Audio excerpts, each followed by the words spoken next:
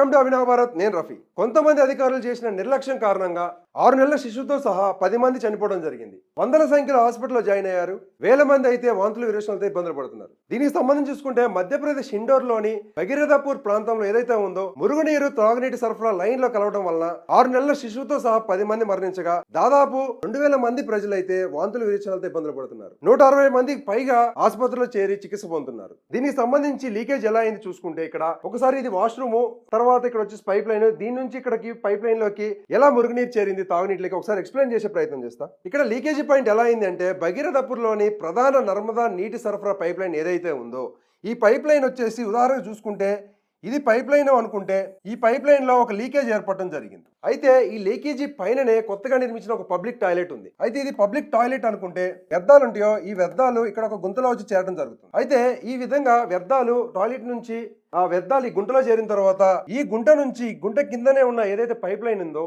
ఈ pipe line లోకి మెల్లమెల్లగా ఇక్కడ ఏదైతే మురుగునీరు ఉందో మురుగునీరు కింద ఇమిడి కిందకు వచ్చేసి కింద ఇక్కడ ఈ విధంగా అయితే మురుగునీరు వచ్చేసి ఈ విధంగా చేయడం జరిగింది పైప్ లైన్ లో. ఈ పైప్ లైన్ ఏంది తాగునీటి, ఇది ఏదైతే మంచినీళ్ళు ఉంటాయో మంచినీళ్ళకి సంబంధించి అక్కడ ప్రజలు తాగే పైప్ లైన్ ఇక్కడ ఉంది కింద. ఈ విధంగా ఈ మురుగునీరు చేరడం ద్వారా ఈ విధంగా ఈ పైప్ లోకి ఎంటర్ అయిన మురుగునీరు ఇక్కడ ఎవరైతే ప్రజలు ఉంటారో ఈ ప్రజలు తాగే వాటర్ పైప్ లైన్ కాబట్టి ఇక్కడ ప్రజలందరికీ చేరడం జరిగింది. ఈ విధంగా ప్రజలందరూ కూడా ఈ నీళ్ళు తాగడం వల్ల ఈ విధమైన ఇబ్బందులు అయితే పడి 6 నెలల చిన్నారితో పాటు 10 మంది అయితే అక్కడ చనిపోవడం జరిగింది. వందల సంఖ్యలో అయితే అనారోగ్యం బారిన అయితే పడడం జరిగింది. ఇక్కడ ప్రధానంగా ఇక్కడ ఎందుకు జరిగింది ఇది నిర్లక్ష్యం, ఎవరి నిర్లక్ష్యం వల్ల అయితే ఇక్కడ చూసుకుంటే ఈ విధంగా మురుగునీరు తాగునీటిలో చేరినప్పటికీ ఎందుకు ఎవరి నిర్లక్ష్యం కారణంగా అక్కడ ప్రజలు చనిపోయారు.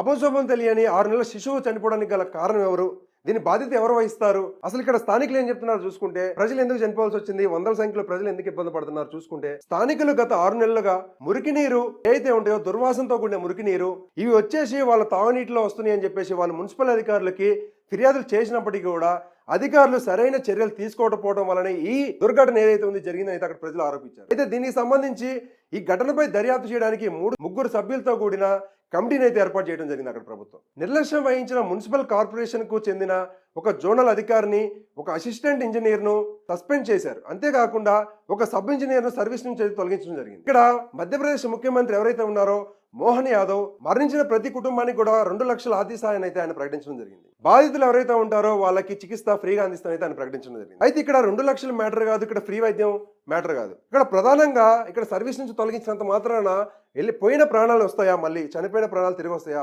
అభంశుభం తెలియని 6 నెలల పసికందు చనిపోయింది. అక్కడ 10 మంది చనిపోయారు. వందల సంఖ్యలో అక్కడ ప్రజలు ఇబ్బందులు పడ్డారు. ఇది మొత్తానికి కారణం ఎవరు? అక్కడ వ్యవస్థ లోపమా, వ్యవస్థలో పనిచేసే అధికారుల లోపమా? అంటే ఇక్కడ ఖచ్చితంగా వ్యవస్థ లోపం ఉంది, వ్యవస్థలో పనిచేసే అధికార లోపం కూడా ఉంది. ఏ వ్యవస్థ అయినా చూసుకుంటే ఇక్కడ 6 నెలల నుంచి కూడా వ్యవస్థకి సంబంధించి అంటే మున్సిపాలిటీలకు సంబంధించి వాళ్ళు కంప్లైంట్లు ఇస్తూ ఉంటే ఆ మురికి నీళ్ళు వచ్చేసి ఇక్కడ తాగునీరులో కలుస్తున్నాయి, స్మెల్ వస్తున్నది, దీనివల్ల అనారోగ్యం అవుతుందని చెప్పేసి 6 నెలల నుంచి వాళ్ళు దరఖాస్తులు చేసుకున్నా సరే అక్కడ వ్యవస్థ స్పందించలేదు, అధికారులు స్పందించలేదు. ఈ విధంగా స్పందించకపోవడం వల్ల ఇంతమందికి చావుకైతే కారణమైంది. బయటకు వచ్చేసి ముఖ్యమంత్రి 2 లక్షల రూపాయల ఆర్థిక సాయం ప్రకటించినంత మాత్రాన ఇక్కడ ఏమైనా జరుగుతుందా?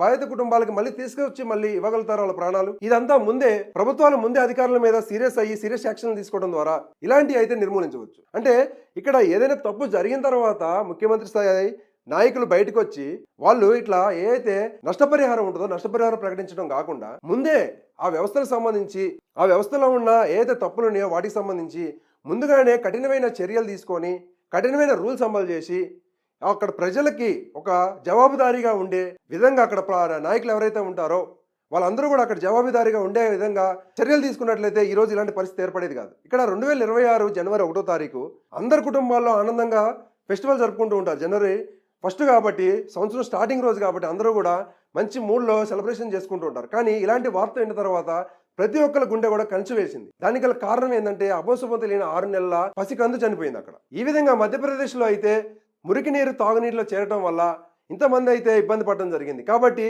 ముందు ఏదైతే ఉందో ఒక మధ్యప్రదేశ్లోనే కాదు, మన తెలంగాణలో కానీ ఆంధ్రప్రదేశ్లో కానీ మన దేశంలో ప్రతి రాష్ట్రంలో ఏ అయితే తాగునీటికి సంబంధించిన ఏదైతే వ్యవస్థలు ఉంటాయి ఈ వ్యవస్థలన్నీ కూడా స్ట్రిక్ట్గా పనిచేస్తే మాత్రమే ఫ్యూచర్లు ఇలాంటి మళ్ళీ రిపీట్ అవ్వవు.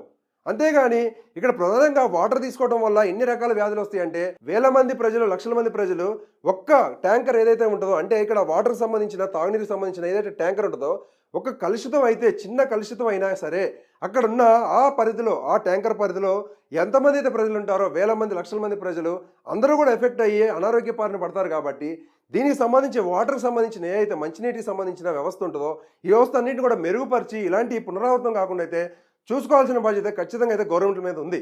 ప్రభుత్వాలు దీని మీద అయితే చొరవ తీసుకోవాలి. ఇంకెప్పుడు ఇలాంటివి జరగకూడదని అయితే కోరుకుందాం. Thank you. జై హింద్.